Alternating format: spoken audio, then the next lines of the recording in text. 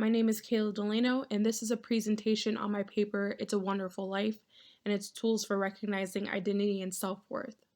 This is for the Inquiry Project through Queen's University of Charlotte's Communication Fluency course. This piece references articles and films that offer the Burkean concept of equipment for living, which is literature that offers lessons that viewers can use to help navigate their everyday lives, as the pieces provide perspectives on identity. The thesis for this paper focuses on the film It's a Wonderful Life and how it provides equipment for living for those that lose sight of their identity and self-worth during trials of life, as it informs viewers on identity and self-worth by showing someone's life from the unique perspective of never being born. It challenges the main character to explore all the ways in which he made an impact in others' lives and calls him to tap into his own self-worth during tempting but self-compromising circumstances. This film drives the importance of self-worth by depicting the possible consequence of not recognizing it through the main character's contemplation of suicide. Film, television, and other forms of media serve as more than entertainment, but equipment for living to help provide perspective on identity. The articles in this paper inform on topics including gender roles, biracial identities, workplace culture, and relational identity. When assessing film and media and its influence on identity, some important questions to ask include, is this a positive, negative, or accurate depiction of these identities? Is this information helpful for navigating interactions with people of these identities? This is essential because regardless of where the narrative is coming from, whether from those within the identities or those documenting those identities, there are elements of bias that can skew these perspectives. Therefore, perspectives of identity from media should be taken with a grain of salt, and the ways in which we seek to understand them should be based on in-person interactions. 4 articles in the film It's a Wonderful Life were selected for this paper as they call viewers to consider their own views on identity and how the media portrays it. These pieces challenge both the validity and impact media has on identity and can strengthen the case for the importance of determining identities of self and others through internal reflection and in-person interactions to offset any biases or limitations that can come from film. A review of narrative ethics by Tony Adams aligns with the theme of identity by expressing the importance of ethics in narratives and considering how they impact how readers think and feel about society, ultimately teaching readers how to ethically, correctly, and appropriately identify with each other. Do You Want to Watch? A study of the visual rhetoric of the postmodern horror film by Jody Keisner explores a depiction of women in horror and slasher films and how they can either impact identity positively through a female empowerment perspective or negatively from a misogynistic perspective.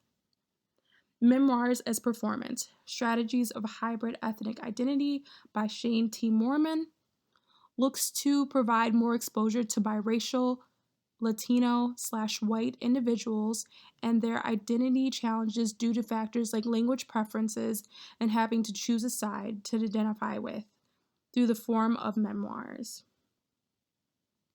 Surviving the Corporate Jungle, The Apprentice as Equipment for Living in the Contemporary Work World by Daniel J. Lair discusses the apprentice and its various equipment for living related to employment contingency, including traditional work, ethic, and artifice, and helps readers envision their identities within a corporate work setting through the success strategy that would best suit them or the identity within the personalities of the apprentice that would best suit them.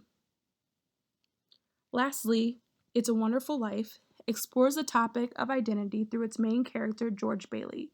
He bases his identity and self-worth on his ability to provide for his community after experiencing a trial with his family business, but comes to find that the truth of his identity lies in his positive reputation and the significant impact he's had on the lives around him. In order to test the hypothesis of It's a Wonderful Life being equipment for living for those that lose sight of their identity and self-worth during trials of life, a focus group would be conducted with individuals who have seen the film. Questions would include, what is your main takeaway from It's a Wonderful Life? On a scale of 1 to 10, how important do you rate identity/self-worth, and why? How do you personally maintain a positive view on identity and self-worth? And on a scale of 1 to 10, how much do you believe people impact your self-identity, self-worth? Additional studies regarding the importance of identity and self-worth in relation to suicide prevention and self-help and psychology-related articles on how others maintain their self-worth would also be able to prove the hypothesis. The expected findings from the research would be that the majority of those within the focus group and studies base their self-worth on their relationships with others and their experiences within society. The participants would define It's a Wonderful Life as a film that gives the call to action of recognizing and maintaining personal understanding of identity and self-worth, and an equipment for living for showing how someone can reflect on identity and self-worth through viewing their impact on others. Additionally, methods beyond film would be uncovered for personal assessments of identity and self-worth. In addition to the research's findings on people's sentiments on It's a Wonderful Life and the topics of identity and self-worth, it will also prove the film's alignment with the sociocultural tradition, as it shows how an individual's identity is influenced by their interactions with social groups, cultures, and situations. The research will conclude that though the film can be used as equipment for living, additional methods for assessing identity and self-worth beyond film will be needed, as film can have limitations and biases. These additional methods can be through the form of self-help psychology materials or in-person interactions with their community, including with loved ones or psychology professionals. These are the references for the paper, and this is the end of the presentation. Thank you for watching.